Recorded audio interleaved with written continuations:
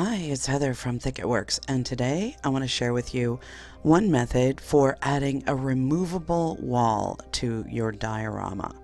This method uses magnets embedded in the support structure and in the wall itself. This makes it possible to detach the wall and also to reattach it to the support structure without a lot of fuss or worry. In this project, the magnets have been embedded into the foam of the back of the wall, and layers of reinforcing cardstock have been placed on both the front and the back of the wall just to make sure that everything stays in place. Some informal support structures have been put onto the workbench in order to allow me to work on this piece without distorting this somewhat fragile wall. I've just got some 1, 2, 3 blocks with a couple of layers of foam core board laid down. That way, as I work on these raised edges, I won't be risking breaking the wall apart at the corners. First up, I'll be smoothing these very sharp edges using a metal file. And once those are smoothed to the touch, I'll come back in and reinforce the grout lines as they go around the corners with a needle file. Using the same masonry compound that I used to create the stone texture, I'm disguising the raw foam where it has been exposed. It's not an elegant process, but it gets the job done. My main concern is to create a harmonious surface on which to build all the resulting layers of paint and texture.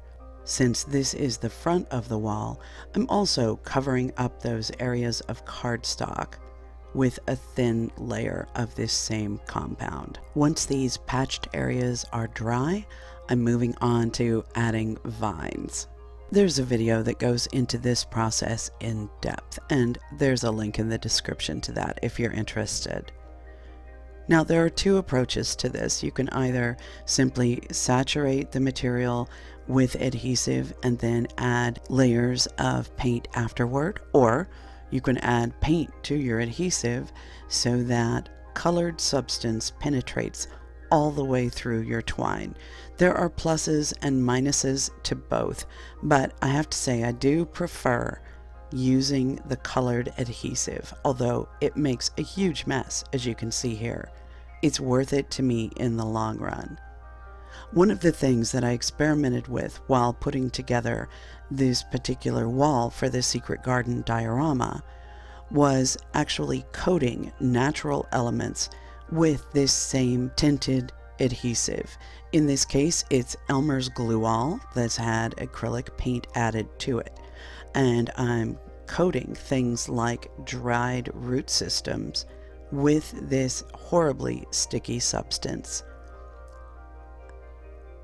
in the hopes that this will improve their longevity and resilience to handling.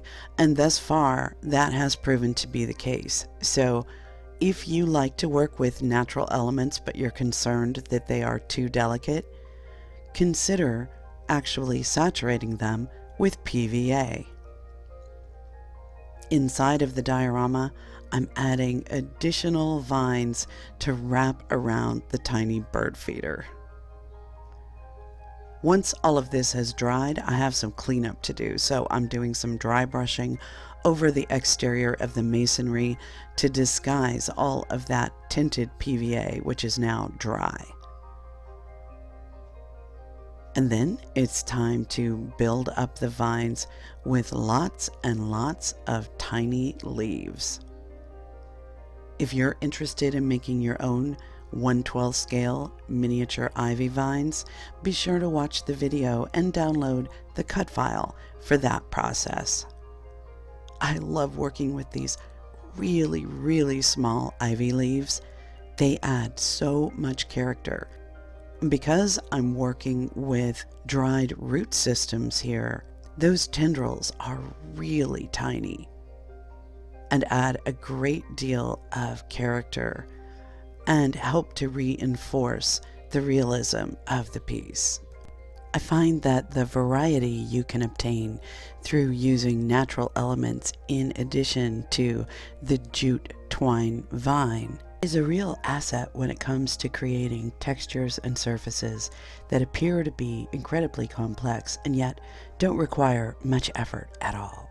Tiny rose leaves and roses complete the layering on the front. Now I'm going to fix some of the larger pieces inside of the diorama. I'm using 3-in-1 advanced craft glue to fix down both the birdbath and the armillary sphere.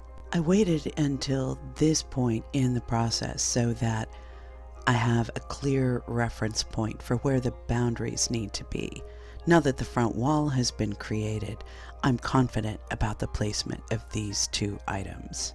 Next, I'm going to be adding layers of faux soil around the base of each of them, and this begins by applying a layer of PVA glue and brushing it across the surface. On top of that, I'm pouring a thin layer of dried coffee grounds and then saturating those grounds with isopropyl alcohol and a mixture of PVA glue and water that's been thinned down to about a 50-50 ratio.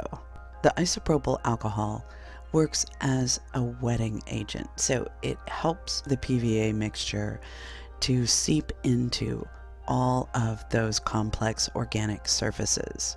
The freestanding rose trellises will be placed into the opposite garden beds in either corner. I'm just testing out the placement to see if I like it, and I do. So on to adding faux soil, spreading it out with a dry brush, filling up all of the corners of these little raised beds, and then fixing them in place with isopropyl alcohol followed by thinned PVA glue. Once that gooey mixture is in place, I put each of the standing trellises in their respective locations. And then I come back with full strength PVA glue and add dots at the corners to help hold these delicate pieces in place. As you can imagine, it's a good idea to leave this undisturbed until it is cured. Meanwhile, I'm going to take this panel for the left end of the diorama and glue it in place. I just have a simple graphic affixed to the inner wall, and I'm using 3-in-1 advanced craft glue and the tips of wooden toothpicks used as skewers to hold that wall firmly in place, allowing us a glimpse of more of the garden beyond the Gothic archway. At this point, I decide to do a dry fit of the front garden wall with its magnets. Here's a glimpse of the interior where the magnets are embedded. When this is flipped over, it practically jumps into position because the magnets grab each other from a distance and then snap the whole thing into place. It's incredibly satisfying to place it and remove it. Now that I've verified that everything is fitting together smoothly, I'll put the last permanent wall in place. This goes at the right end of the diorama. And again, I'm using 3-in-1 advanced craft glue to hold this in place, and then pinning it with the tips of toothpicks that I then just snip away. The front wall remains completely free except for the areas where the magnets connect, but it's plenty strong to be able to open and close the wonderful little secret garden door. There's a satisfying click when the door closes because it too has a magnet holding it in the closed position. Here's a quick diagram just to go over how the magnets work. You have the freestanding front wall and then corresponding magnets embedded in the base and at the upper edge of one of the fixed walls. You can add more if you like, but I found that this one was sufficient. And then on the back of the front wall, there are magnets embedded in their corresponding positions so that as you bring the two pieces together, they snap into place. This is a wonderful way to have not only a really complex and delicate appearing wall for your secret garden, but to make it possible to remove it completely so that you can enjoy the interior views anytime you want without having to move the diorama as a whole. I love the way that this has turned out, and it has been a labor of love from beginning to end. It's also been the first set of projects that I've created with the Cricut Maker, and I have to tell you, I am a believer. I can't wait to continue designing for this amazing piece of technology that can help all of our mixed media and miniature dreams come true. Thank you for being with me through this amazing journey. At the beginning of the process, I had no idea how many hours and processes would be involved in creating this tiny, imaginal scene of one of my most beloved childhood books. I hope you've enjoyed it and learned, as I have, through every phase of the process. Just a few more finishing touches and the secret garden will indeed be complete. As always, thank you so much for hanging out with me today. And until next time, bye.